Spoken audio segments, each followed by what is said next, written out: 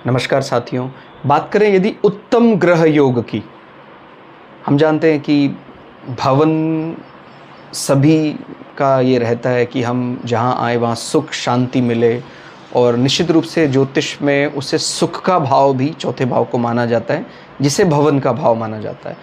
तो उत्तम ग्रह योग होना बहुत बढ़िया, ना सिर्फ भवन की दृष्टि से है, उसके जीवन में एक प्रकार से सुख को भी प्रतिपादित करता है, हृदय भी उसका शांत रहता है। तो उसमें क्या देखते हैं, चतुर्थ भाव का स्वामी ये फेल और पास का निर्णय करेगा, और उसका त्वरित प्रभाव भी यदि अच्छा है, माने सिटिंग एलिमेंट भी यदि अच्छा है। हालांकि केवल फेल और पास का निर्णय करने वाला चतुर्थेश यदि केंद्र में है, लक्ष्मी त्रिकोण में, और उसमें हम दूसरे भाव को भी शामिल करते हैं अच्छे के लिए। क्यों? क्योंकि चौथा भाव यदि भवन है तो दूसरा कुटुंब है, तो कुटुंब और भवन का सामान्यता जो संबंध है अच्छा मानते हैं। तो यदि ऐसी प्लेसमेंट होती है तो उसको ग्रह सुख मिलता है, बढ़िया मिलता है।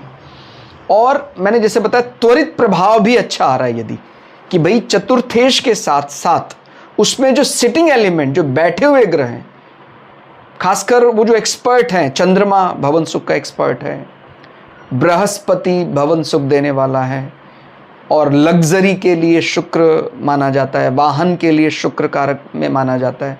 और अगर इनका प्रभाव भी है तो निश्चित रूप से व्यक्ति को सही समय पर, या कहें बहुत कम आयु में ही, अपने नाम से वो भवन सुख प्राप्त कर लेता है। ठीक हो गया। इसमें जब भी हम बात करते हैं कि भाई हम किसी के नीचे यदि रहते हैं, ग्रह स्वामी कोई और है, तो उसमें फिर उसका चतुर्थ भाव कैसा है वो देखा जाता है। लेकिन यदि ग्रह स्वामी आप बन जाते हैं, फिर आपका चतुर्थ भाव का प्रभाव ज़्यादा प्रभावशाली होने लग जाता है। हालांकि ये भी होता है कि अगर मेरा चौथा भाव बहुत बली है तो उसका प्रत्यक्ष अप्रत्यक्ष लाभ जिस भी ग्रह स्वामी के साथ मैं हूँ उसको मिलता ही है। फिर भी हम मुख्य रूप से जब ग्रह का विस्तार करते हैं तो मेरे नाम से ऑन पेपर जो भवन है उसके बारे चर्चा ज़्यादा की जाएगी।